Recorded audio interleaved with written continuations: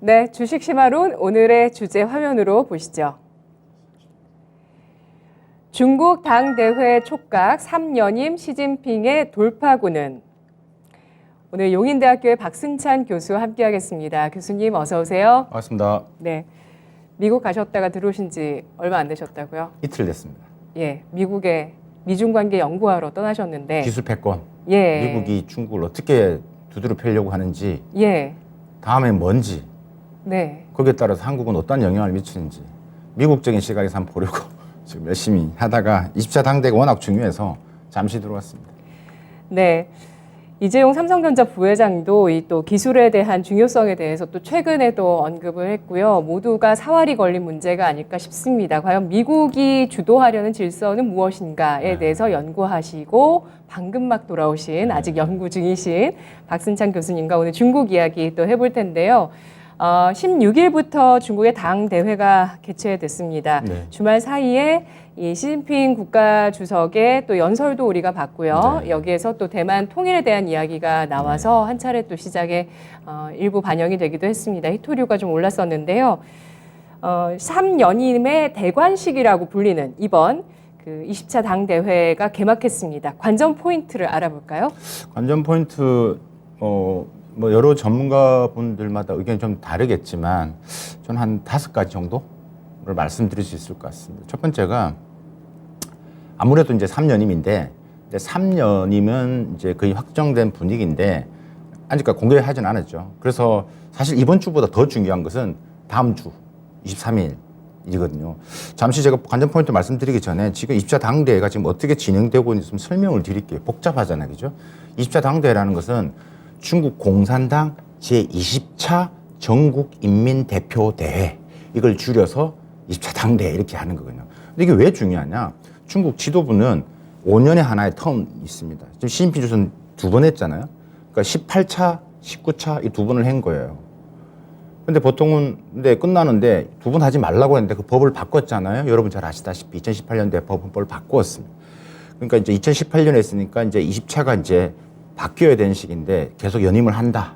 근데 그런 측면이기 때문에 이번 20차 당대회가 매우 중요하죠. 그러니까 정치 권력을 이해하는 가장 중요한 핵심. 그래서 이게 20차 당대회가 이제 중요하고 글로벌적으로 매우 관심을 갖고 있고 미국에서 엄청난 많은 관심을 가지고 있습니다. 그리고 지금 제가 아까 말씀드렸는데 이제 16일부터 해가지고 이제 22일 날 당대회가 네, 폐막이 돼요. 폐막하죠. 폐막이 되고 바로 23일부터 뭐가 하냐면 20차 일중전회가 열립니다. 거기서 이제 공식적으로 3연임을 이제 얘기를 하는 것들이죠. 그렇기 때문에 이제 어떻게 보면 다음 주 확정되고 이제 기회가 된 방송하면 그때 더 구체적인 이야기를 하면 더 좋을 것 같습니다.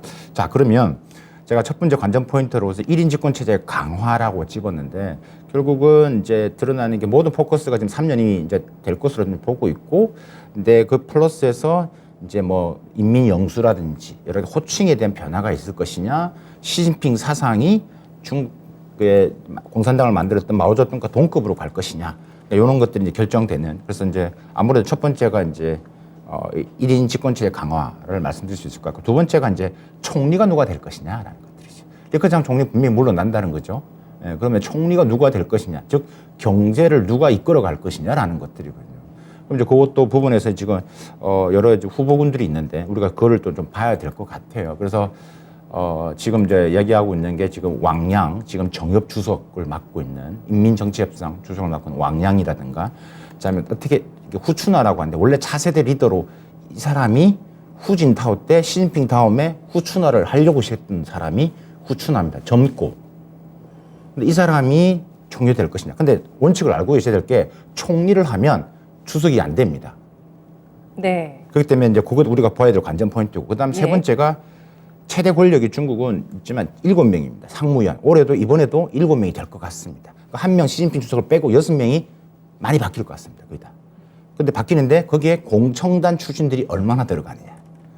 시진핑은 공청단 출신이 아니거든요. 네. 네. 그러니까 공청단이라는 게 리커창 출신. 그러니까 4세대 지도부인 후진타오. 왜? 그러니까 이번에 3년임 했을 때 물밑에서 상하이 방인과 공청단이 어느 정도의 합의를 봤기 때문에 3년을 넘어가기 때문에 이번에 공청단 출신이 몇 명이 들어가느냐, 그것도 봐야 돼요. 아니면 우리가 시자준이라고 하는 시진핑의 측근들이 그대로 포섭할 것이냐. 그러면 사연의미로 갈 가능성이 높겠죠. 이것도 우리가 누구냐를 보고 알 수 있는 것들이죠.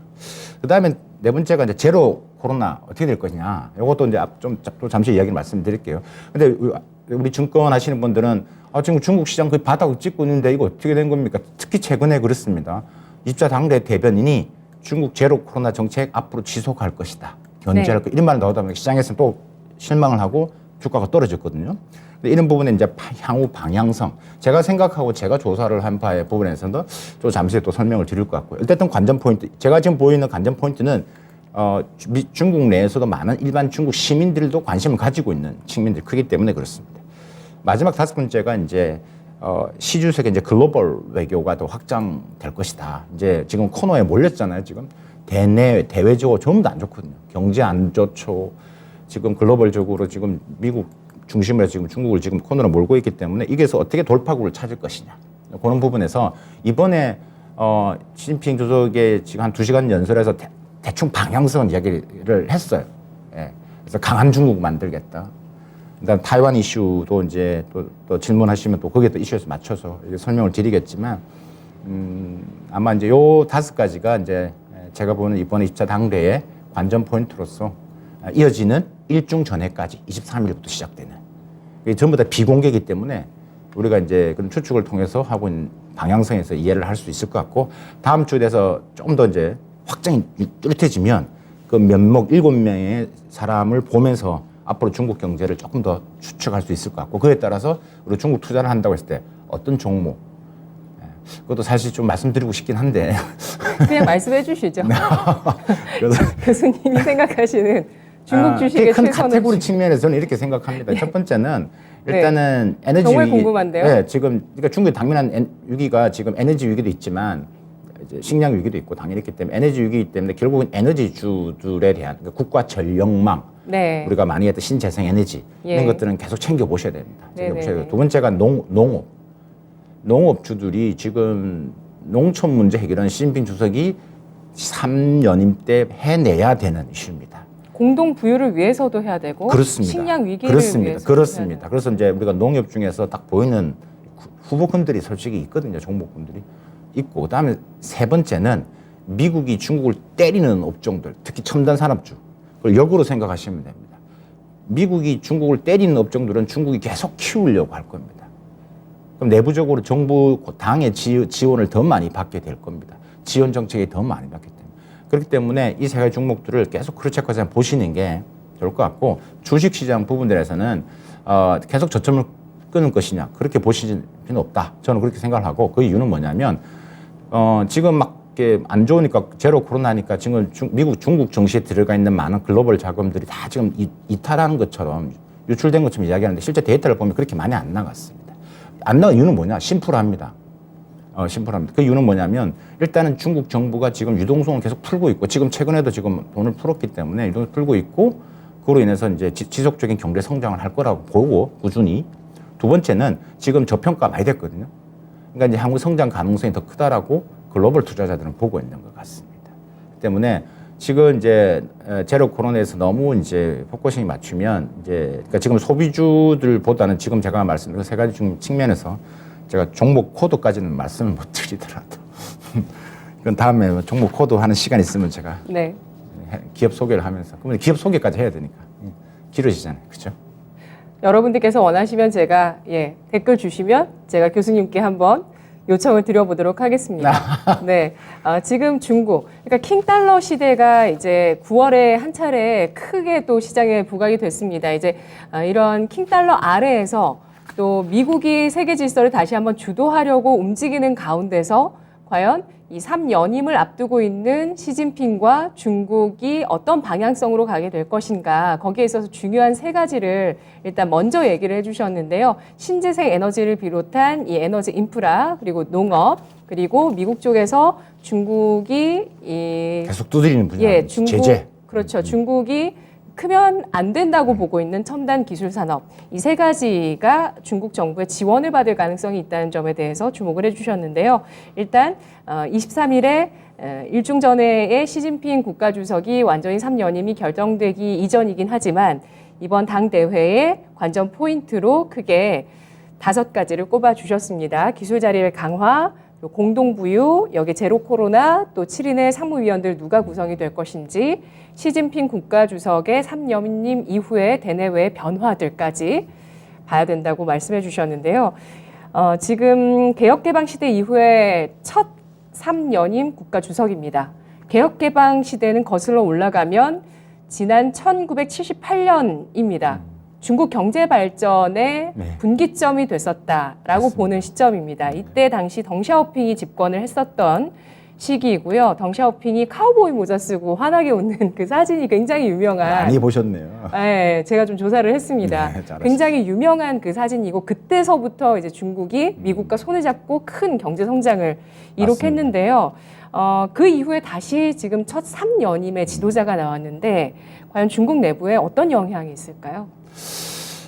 일단은 그 3년임이 이제 이렇게 원래 그 덩샤오핑 말씀하신 덩서핑이었지만 말했다시피 그 덩샤오핑은 3년임이라는 걸 하지 못하게 했거든요. 근데 그걸 없앤 거거든요. 덩샤오핑이 3년을 못하게 한 것은 마오쩌둥이 이런 여러 가지의 안 좋은 것을 보았기 때문에 향후 내 밑으로 하는 지도자들은 10년만 해라. 2번만 해라. 근데 그걸 바꾼 거잖아요.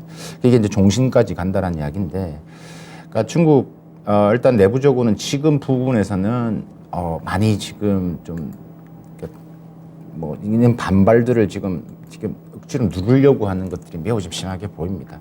일부 시위 있다라는 것도 보셨을 거고, 특히 제로 코로나로 인해서 사람들이 더 이상 못 참고 있는 상황이기 때문에. 근데 어쨌든 시진핑 정부 3년임을 준비한 입장에서는 명분을 만들어야 되고, 그러기 위해서 그걸 끌고 나가야 되는 하나의 아젠다가 필요한 거죠. 그래서 이제 공동부유라는 게 나온 거고. 네. 그다음 3년임을 위해서는 그러니까 이제 이미 확정된 거고. 근데 뭐 핵심이 뭐냐면 이게 3년임으로 시민들도 중국 시민들도 생각할 겁니다. 3년이면 끝날까? 이게 종신되는 거 아니야? 이게 지금 글로벌 시각에서 보는 것들이거든요. 그래서 이제 그런 부분에 있어서의 두 가지 시각에서 저는 이제 보통 이게 전문가들이 두 가지 시각이 있습니다. 첫 번째가 뭐냐면 3년이면 할 거다. 그리고 이제 3년 동안 이 시진핑 사상, 그러니까 사상이란 용어도 쓴 것은 마오쩌둥밖에 없습니다. 그러니까 모든 것들이 다 지금 전 지도부를 다 뛰어넘는, 그러니까 중국을 만드는, 신중국을 만드는 마오쩌둥과 동급으로 가는 거기 때문에 이게 지금 더 권위주의 가는 거니까 이제 더 걱정이 되는 것들이죠. 표현을 안 하지만. 이제, 그래서 이제 시진핑 사상, 그러니까 시진핑 사상을 이제 키우면서 이제 후계자를 내세울 가능성, 이런 설도 있고, 3번만 한다. 두 번째가 이제 장기 집권하는데, 이게 이제 명분인데, 제가 아까 말씀드렸을 때 명분인데, 명분은 제가 볼 때는 결국 대만 이슈입니다. 대만을 통일하기 위해서는 내가 더 해야 된다라는 것을 만들어 나갈 겁니다. 2027년도까지입니다. 3년임이. 그때가 2027년도가 뭐냐면 인민해방군 창군 100주년이 되는 연도입니다. 그러니까 이제 지금 대만 전쟁 시나리오 중에서 두 번째 시나리오가 바로 2027년도거든요. 네. 그래서 이제 그런 가능성이 있는데, 저는 이제 개인적으로 이제 이런 것 중에서 또 하나 봐야 될 게 뭐냐면, 이번에 총리가 누가 될 것이냐에 따라서 앞으로 이제 이 연임으로 될 것이냐, 이런 것도 좀 볼 필요가 있다. 그래서 이제 총리가 만약에 이제, 그러니까 뭐 잠시 좀 설명을 드리면 이 왕량하고 그다음에 후추나가 있는데, 후추나가 더 젊단 말입니다. 그러니까 후추나가 총리를 하면 주석이 못 간다고 그랬죠. 만약에 총리를 안 하고 그냥 7인의 상무위원으로 들어오기만 한다면 조금 스토리는 달라질 수 있다. 만약에 후추나가 총리로 가면 그러면 후보군이 없어질 수도 있어요. 예를 들면. 그렇기 때문에 그럼 시진핑의 후계자인가요? 그 사람? 후진타오가 이제 우리 격대 지정이라는데, 시진핑 다음에 지도자로 지명을 했던 게 후추나예요. 예. 그렇다는 거예요. 네. 그런데 이 사람이 좀 여러 가지 부정부패에 조금 휘말려가지고 광동성 서기를 하다가 좀 물러난 적이 있거든요. 조금 흠집이 있다라는 거죠. 근데 어쨌든 계속 지금 성장을 해고 있고, 가장 공청단에서는 주목받는 사람이고, 이번에 총리에도 가장 지금 후보군에 있는 두 사람 중에 한 명이다라는 거죠. 누가 됐냐에 따라서 이제 앞으로의 이제 종신이냐, 3년을 끝날 것이냐, 이게 지금 가장 관심이기 때문에 그걸 보시면 될 것 같고, 하나만 더 말씀드리면, 영수라는 표현, 매체에서 인민영수가 될 것이냐를 말하거든요. 인민영수라는 말, 영수라는 게 높은 지도자라는 뜻이거든요. 그 말을 쓴 것도 마오쩌둥밖에 없습니다. 네. 그걸 다시 쓴다는 거. 근데 영수란 표현은 임기가 없는 거거든요. 임기가 없다란 말은 종신을 한다는 이야기입니다. 근데 중국 내부에서 지금 드라마나 그러니까 다큐멘터리 이런 거 보면 간접적으로 그렇게 우려하는 것들이 지금 많이 나오고 있다는 이야기죠. 그러니까 지금 그렇기 때문에 이제 그런 분위기가 좀 있고 지금 뭐 중국 내부적으로는 뭐 지금 뭐 축제 분위기로 지금 막 붉은색으로 막 있는데 걱정이 많아 보이기도 하고 아까 말씀드렸다시피 지금 특히 이제 제로 코로나에서 이제 삶이 너무 힘들어졌거든요. 지금 미중 간의 패권 그로 인해서 막혀 있는 것들 코로나로 인해서 지금 서민들의 삶이 장난이 아닙니다. 그러니까 이것들을 simply 알 거라는 이야기죠. 일단 이걸 하고 당대 이후에 어떤 변화가 일어날 것인지 기대를 하고 있는데 그런 부분에서 이제 우리가 조금 더 다음 주 왔을 때 한번 뭐 이야기를 더 깊게 한번 해볼 필요는 있다라는 생각이 듭니다. 네. 3연임 이후에 시진핑의 행보가 어떻게 될 것인지에 대해서는 7인의 상무위원회 구성이 중요하다는 점을 거듭 강조를 해주셨고 총리가 누가 될 것인가 라는 점에 대해서 강조를 해주셨고요. 그리고 인민영수의 호칭을 공식화하게 된다면 또 종신으로 갈 가능성이 높다고 보셨는데요. 이번 당대회 연설에서 시진핑 국가주석이 대만 통일을 거론하면서 이런 얘기를 했습니다. 대만 통일을 반드시 실현하고 무력 사용을 포기하는 약속을 하지 않겠다. 이게 좀 약간 이게 메시지가 가장 크죠. 예, 이게 무력 사용하겠다가 아닙니다. 무력 사용 약속을 포기하지 않겠다라고 해서 무력 사용에 대해서 얘기를 했거든요. 결국에는 쓸 수도 있다 뭐 이런 편인데 할 수도 있다라는 건데 전쟁 가능성이 있을까요? 일단 이게 메인 연설문이 아니라 조금 이제 밑에 일종의 이제 부가되는 형태로 지금 들어갔는데 어쨌든 이야기는 한 거는 맞습니다. 일단 개인적으로 그러면 이게 가장 많은 관심을 가지고 있는 거 글로벌적으로 이게 만약에 미국에서 관심을 간 일반 서민들도 미국인들도 제가 많은 이야기를 해보면 학자들도 결국은 중국이 대만 침공하면 미국이 참전할 것이냐 말 것이냐 그럼 하게 되면 매우 복잡해지고 이거는 진짜 3차 세계대전 갈 수 있는 큰 문제이기 때문에 저 개인적으로 일단 가능성 낮다. 그러면 왜 이 말을 했느냐라고 할 때 일단 간접적인 암시죠. 그러니까 미국한테 돌려주는 거죠. 그러니까 대만은 논의의 대상도 협상의 대상이 절대 될 수 없다. 아까 대만 이슈는 뭐라고요? 장기 집권하기 위한 명분이라고 했죠. 이걸 하기 위해서는 내가 끌고 나가야 된다는 명분이 있을 때 이것을 화두로 띄우는 측면도 있고 또 하나 미국에 던지는 메시지가 있는 것들이죠. 그러니까 이제 대만은 그러니까 대만으로 인해서 이런 충돌 가능성은 매우 높습니다. 그런데 이게 전면전을 가기는 좀 낮지만 앞으로의 이 부분에 있어서의 미중 관계의 가장 큰 핵심으로 등장할 수밖에 없는 거고 이번 연설에서는 그러니까 무역 사용을 포기 안 한다 이런 표현을 했거든요. 네. 그 때문에 간접적인 암시 역할 그다음에 분위기를 더 좀 긴장되게 만드는 형태 또 하나의 좀 더 깊게 들어가서 제가 좀 표현을 쓴다라면 그만큼 힘든 난국의 시대다. 난국의 시대는 누가 필요합니까? 영웅이 필요한 거죠. 그 영웅은 누구겠습니까? 그죠? 시진핑이겠죠. 이런 분석까지 할 수 있는 부분이라는 거죠. 그래서 이제 그런 메시지가 그 말에 담겨 있다라고 이해를 하시면 될 것 같습니다. 네. 아까 말씀하신 그 2027년 대만 통일 가능성 이것도 뭐 대만 백서라는 자료를 중국에서 또 내더라고요. 네, 거기에서도 맞습니다. 그 2027년이 거론되기도 했었고 추진은 하겠지만 무력 충돌 가능성은 현재로서 매우 낮을 것이다라고 예상을 해주셨습니다. 그러기 위해는 미국과 중국 입장에서는 피해가 너무 큽니다. 네. 미국도 저는 제 개인적으로는 침공을 하더라도 중국은 생각할 겁니다.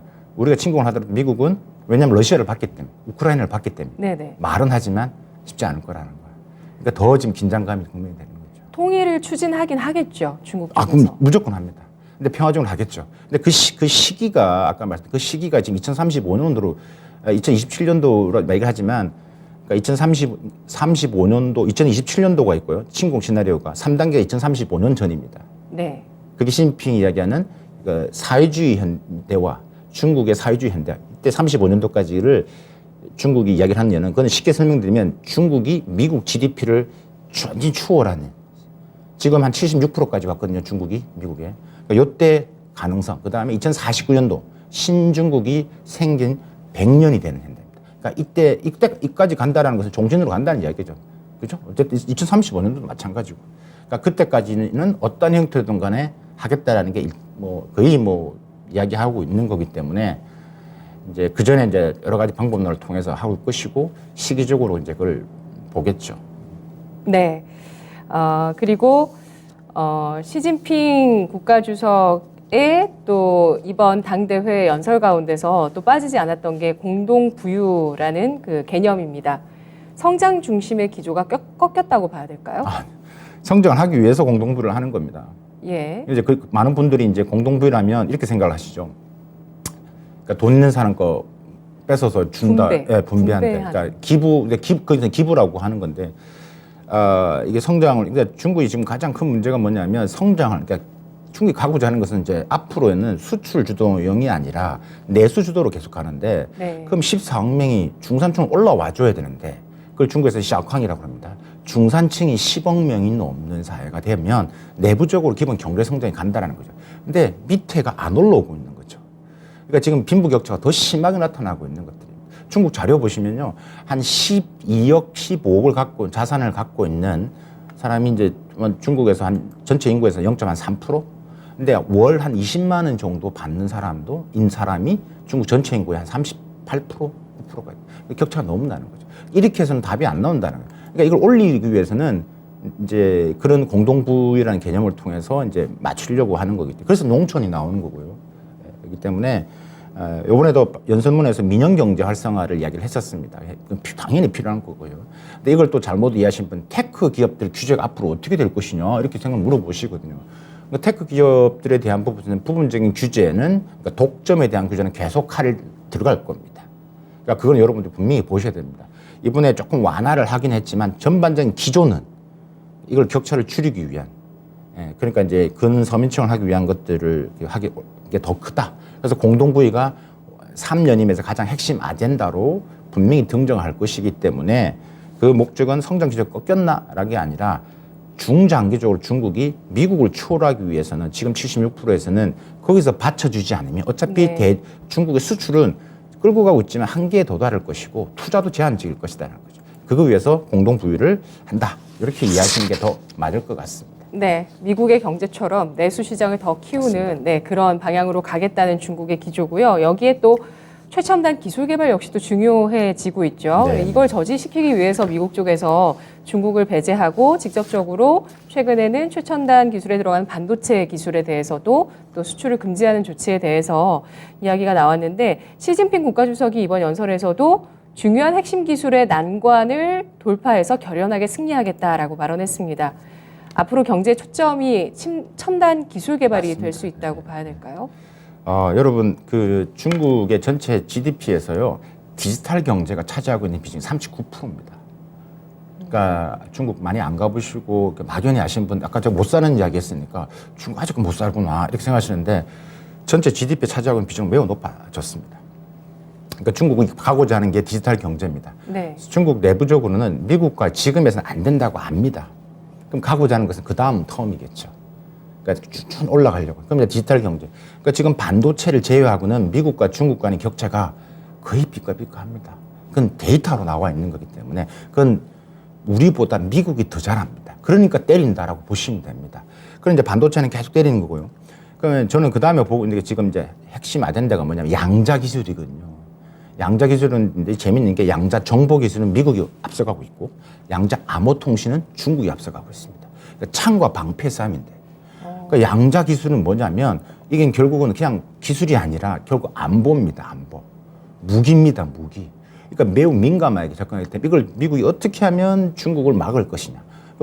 미국은 중국과의 기술을 격차를 유지가 아니라 아예 떨어뜨리려고 지금 노력을 안간힘을 쓰고 있는 거라고 보시면 되고 그래서 중국은 그걸 알고 있기 때문에 중국은 CVC라고 그러죠. China Value Chain이라고 하는데 그걸 줄여서 저는 CVC라고 하는데 그러니까 중국이 A부터 Z까지 다 하려고 하는 것들이죠. 근데 어느 정도까지 왔는데 반도체가 지금 안 되는 것들이죠.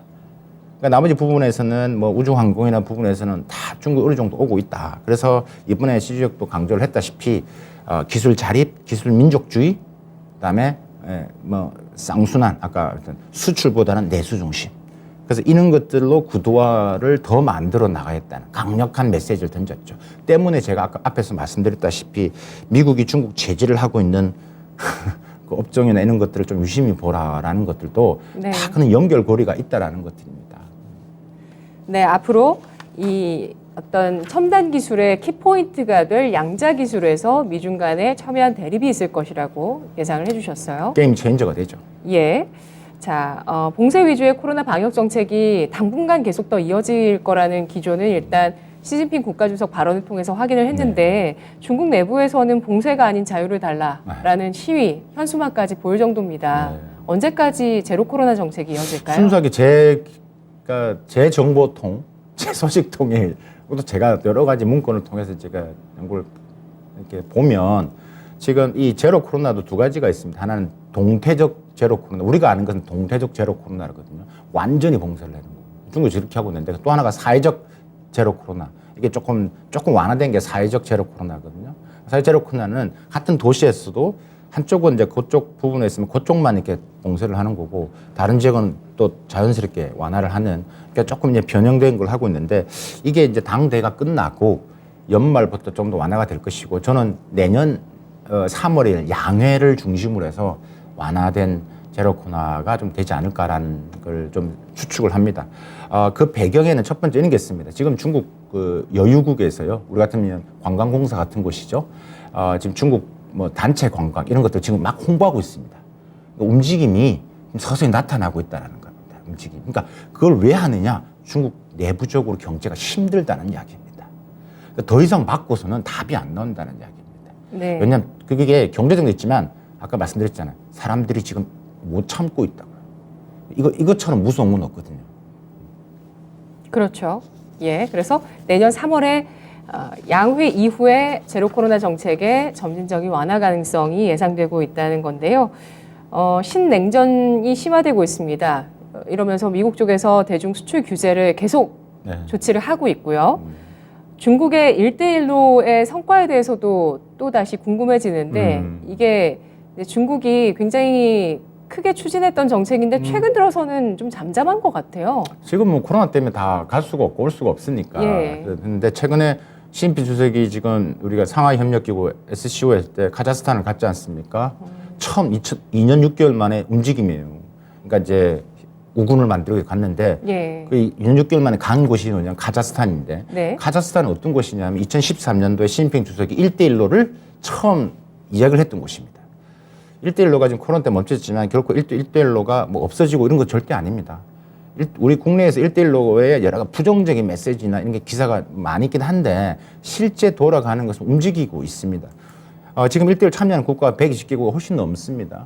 하고 있기 때문에 거기서 뭐 여러 가지 뭐 장단점이 있고 잘된 프로젝트도 있고 못된 프로젝트도 있겠죠. 근데 돌아가고 있다라는 부분들. 근데 사실 이 1대1로보다 제가 더 관심을 가지고 있는 것은 뭐냐면 디지털 1대1로라는 겁니다. 그러니까 이제 가상의 공간을 통해서 네. 국가들을 엮는 겁니다.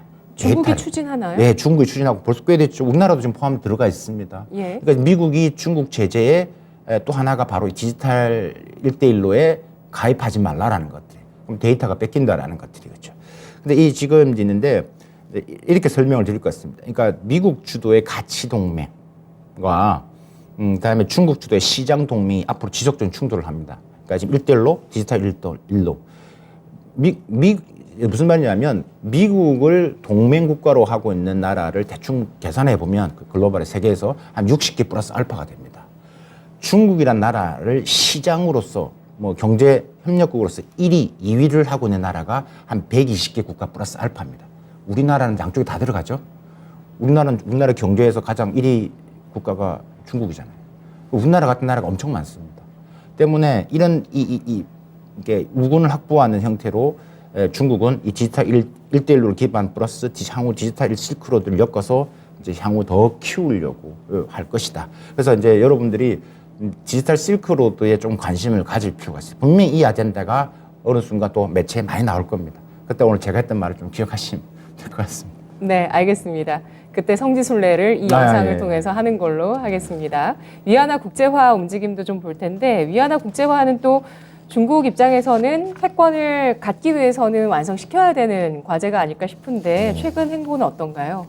위안화 국제화가 일단은 데이터상으로 봤을 때는 위안화의 글로벌에서 비중은 늘어나고 있죠. 그게 이제 러시아가 이제 더 이렇게 활용을 하면서 비중이 늘어나고 있죠. 네. 위안화 국제화를 보통 이야기할 때 보통 단계가 있는데 위안화 주변화, 지역화, 주변 지역 나라에서 지역적으로는 지역화, 그 다음에 국제화입니다. 중국은 지금 주변화를 넣으면서 그 말의 의미는 지금 중국과의 지금 협력을 갖고 있는 아까 1대1로 국가라든지 아프리카, 뭐 그 다음에 중앙아시아 이제 점점 그 영역을 넓혀서 그다음에 지역화 쪽으로 하겠죠. 중국이 이런 글로벌 다자본에 자꾸 이제 이런 우리가 뭐 들어가는 부분도 결국 지역화를 확대하는 부분도 그만 사용도를 높이겠다는 거죠. 근데 지금 아직까지 멀었죠. 근데 지역화를 더 확대할 건데, 그러니까 이것도 지금 중국이 갖고 있는 미국 달러 대비해서 한참 멀었는데, 그래서 중국이 준비한 게 뭐냐면 아시다시피 이 디지털 위안화죠. 다음 버전입니다. 네, 예. 그 디지털 위안화 부분에서 우리가 조금 더 좀 관심을 가져야 될 거고, 디지털 위안화가 지금 가속도가 꽤 붙었죠. 가장 많은 특허를 갖고 있기 때문에. 그래서 뭐 이 디지털 화폐 부분에서는 특허도 많이 갖고 있기 때문에 앞으로 이거로 인해서 글로벌 위안화 비중, 국제화 비중을 더 높여 나가겠다라는 것을 중국 정부의 생각인 것 같습니다. 네. 이 이슈도 우리 증시 투자하시는 분들이 많이 주목하시는데요. 중국 부동산 관련한 또 리스크입니다. IMF가 최근에 중국 부동산 업체 가운데 45% 정도가 빚 감당을 하지 못할 정도다라는 지적을 했는데, 경제 저성장 중국 쪽에서 이어질지 오늘 GDP 발표도 연기했거든요. 맞습니다. 예. 네. 지금 일단은 지금 이 중소형 그러니까 지방인 중소형 디벨로퍼들 부동산 기업들 디폴트 살 때 앞으로 연말 기준으로 계속 일어날 겁니다. 근데 지금 조금 막고 있죠. 중국 정부가 좀 막고 있습니다. 근데 이거는 언제든지 튀어나올 수 있는 주제 이슈다. 그래서 근데 이것으로 인해서 영향을, 근데 이게 중국 경제 전체를 뒤흔들 것이냐? 네. 그러진 않는다. 예. 그러진 않는다. 저성장 기조는 이어질 것이냐? 하반기 올해는 어차피 지금 제로 코로나 좀 있기 때문에 하반기에 지금 이제 돈을 풀었던 유동성 확대가 있기 때문에 저는 올해 경제 성장률을 뭐 다 지금 말하겠지만 한 3에서 3.5% 정도는 보고요. 내년도 이제 올해 기저 효과가 있으니까 내년 1, 2분기가 여전히 지금 제로 코로나로 유지로 되면서 한 3%대 성장, 그다음에 3, 4분기 때는 이제 완전히 좀 회복하는. 그래서 이제 한 4.5%의 성장은 하는 방향으로 가지 않을까라는 게 제 생각이기 때문에 저성장 기조로 가능성에서는 좀 낮게 보고 있습니다.